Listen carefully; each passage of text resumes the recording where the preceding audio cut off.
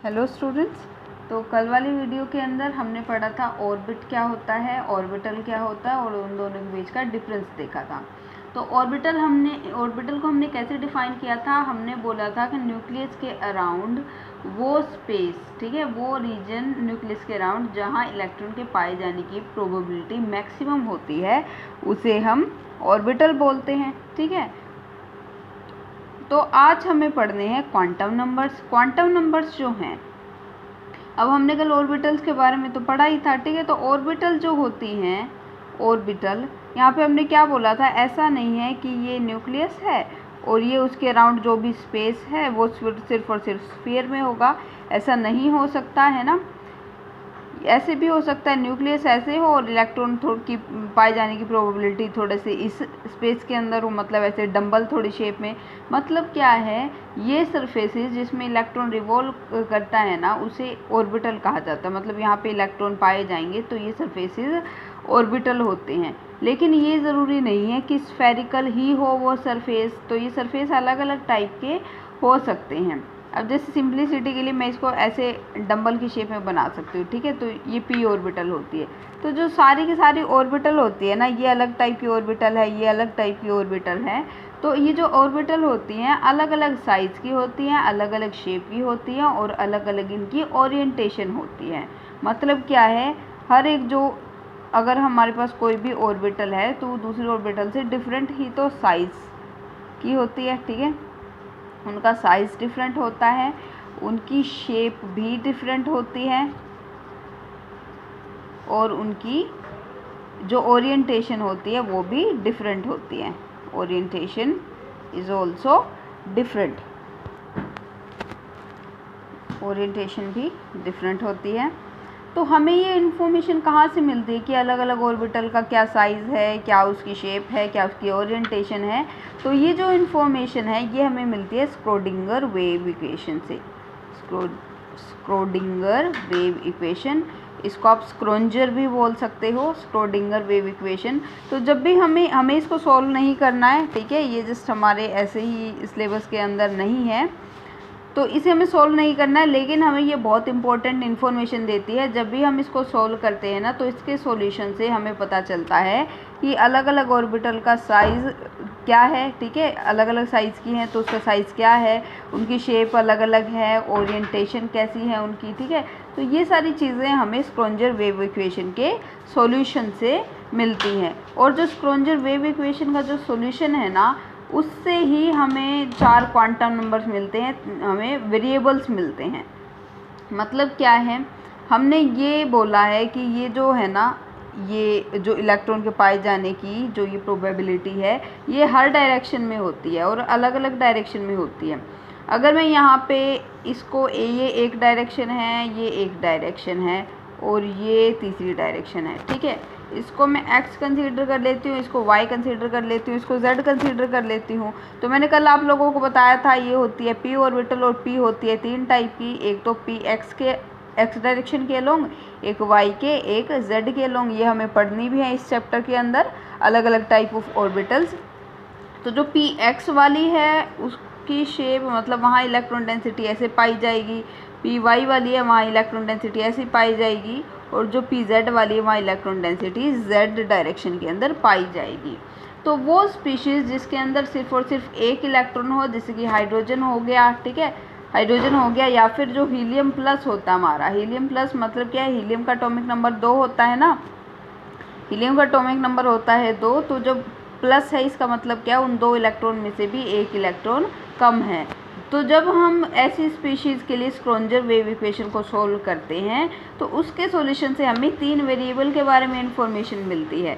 उन 3 वेरिएबल को हम बोलते हैं क्वांटम नंबर्स, ठीक है। तो क्वांटम नंबर ऐसे नंबर हैं जिनसे हमें किसी इलेक्ट्रॉन का पूरा एड्रेस मिलेगा कि कोई इलेक्ट्रॉन कहाँ प्रेजेंट है, ठीक है, पूरे एटम के अंदर कहाँ प्रेजेंट है, वो इन्फॉर्मेशन हमें सारी क्वांटम नंबर से मिलेगी। क्योंकि क्वांटम नंबर हमें ये भी बता देगा कि साइज़ क्या है ऑर्बिटल का, शेप कैसी है ऑर्बिटल की और ओरिएंटेशन कैसी है, ठीक है। तो इसीलिए उनको हम 4 नंबर्स की फॉर्म में पढ़ते हैं जिन्हें हम क्वांटम नंबर्स बोलते हैं।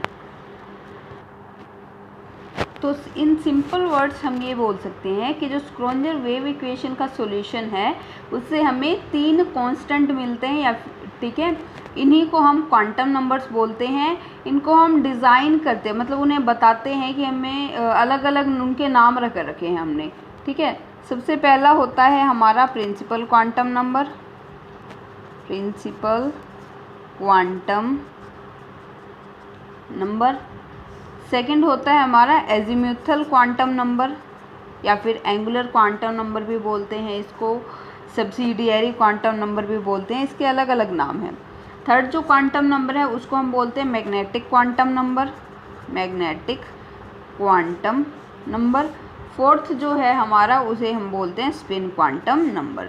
तो ये जो 3 है ना, ये तो हमें स्क्रोडिंगर वेव इक्वेशन का सॉल्यूशन बताता है, लेकिन स्पिन क्वांटम नंबर को हम अलग से स्टडी करते हैं और ये भी बहुत इंपॉर्टेंट हो जाता है। तो ये जो चारे के चारों ये जो कांस्टेंट हैं या फिर जो भी वेरिएबल्स वगैरह हैं, ये हमें कंप्लीट इन्फॉर्मेशन देता है कि एटम के अंदर इलेक्ट्रॉन कहाँ प्रेजेंट है, ठीक है।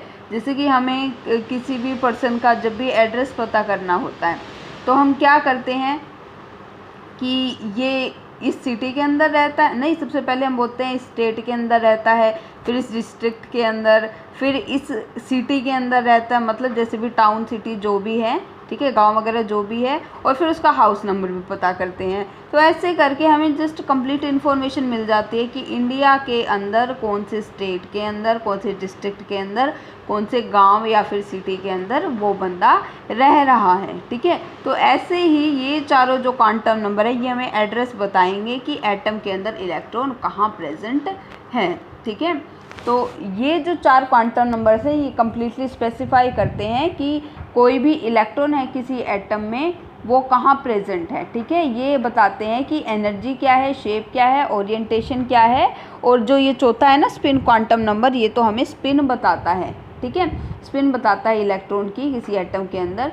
तो जो क्वांटम नंबर्स है उनके लिए डेफिनेशन क्या हो जाएगी, उनके लिए डेफिनेशन बहुत इंपॉर्टेंट है।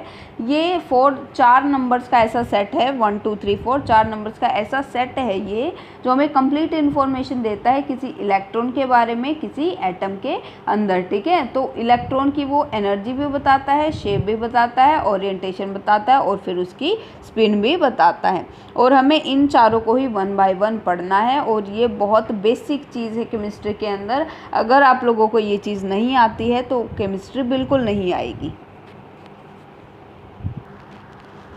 तो ये यहाँ से डेफिनेशन हो जाएगी क्वांटम नंबर की, the set of 4 numbers which give a complete information about the electron in an atom, that means that is its energy, shape, orientation and also its spin are called quantum numbers, ठीक है। तो ये definition आप लोगों को learn करनी है।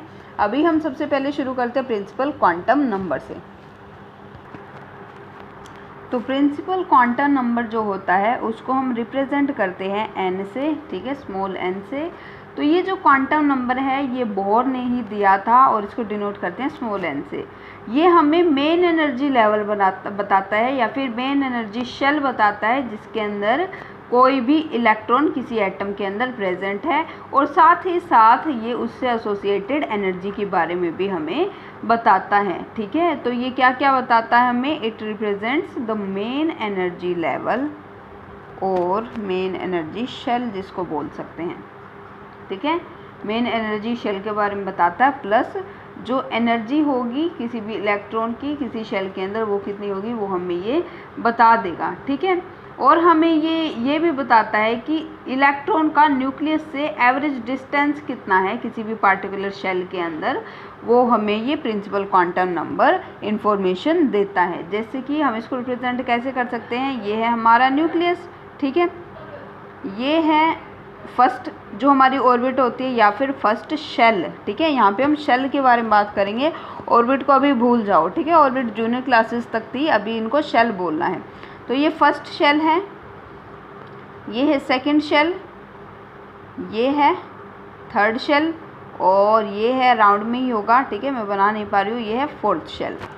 तो ये जो हमारी फर्स्ट शेल होती है ना, जब n की वैल्यू होती है 1, ठीक है, जबकि n की वैल्यू 1 होती है तो उस शेल को हम नाम देते हैं k शेल।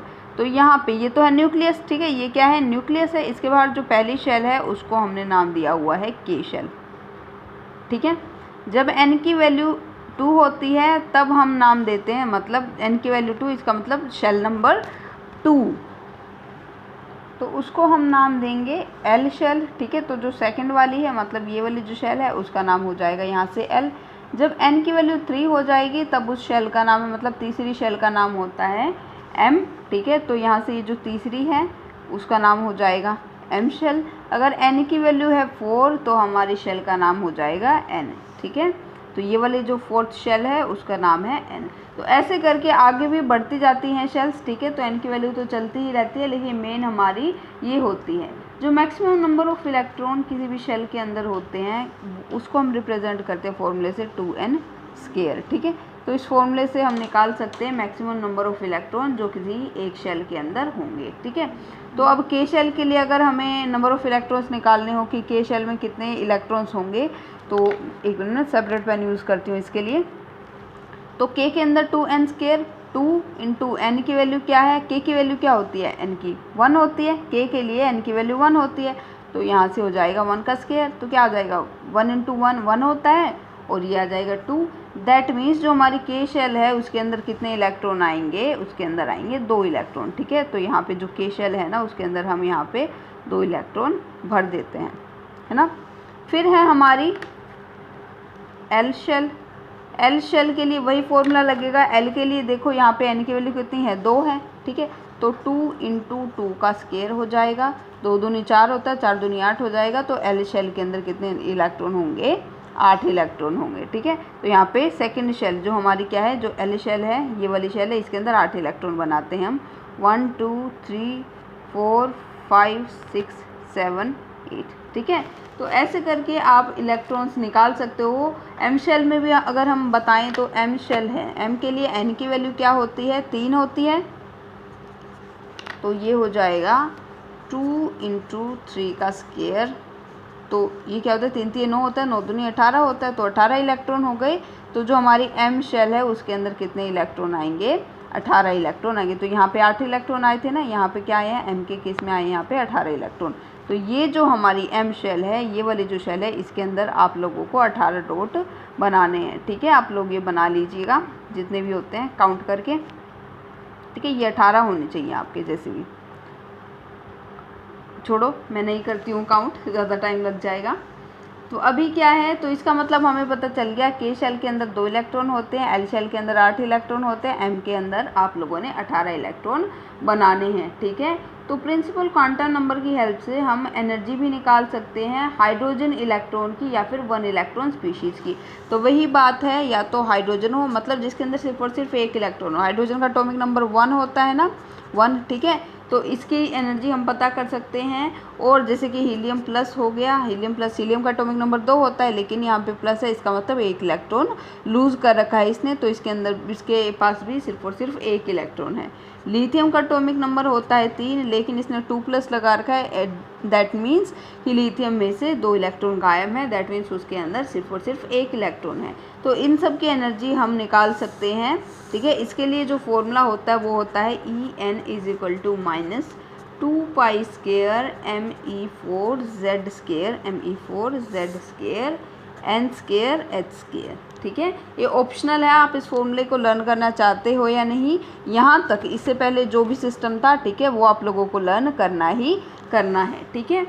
लेकिन जो मल्टी इलेक्ट्रॉन सिस्टम होता है ना, मल्टी इलेक्ट्रॉन एटम जो होते हैं, उसके लिए हम प्रोबेबल एनर्जी निकालते हैं। इनके लिए तो इससे परफेक्ट एनर्जी निकल जाएगी, ठीक है। ये हमें इतना ज़्यादा डीपली करने की ज़रूरत नहीं है, लेकिन बस हमें कहने के लिए हो जाएगा कि हम एनर्जी भी बता सकते हैं इलेक्ट्रॉन की, ठीक है।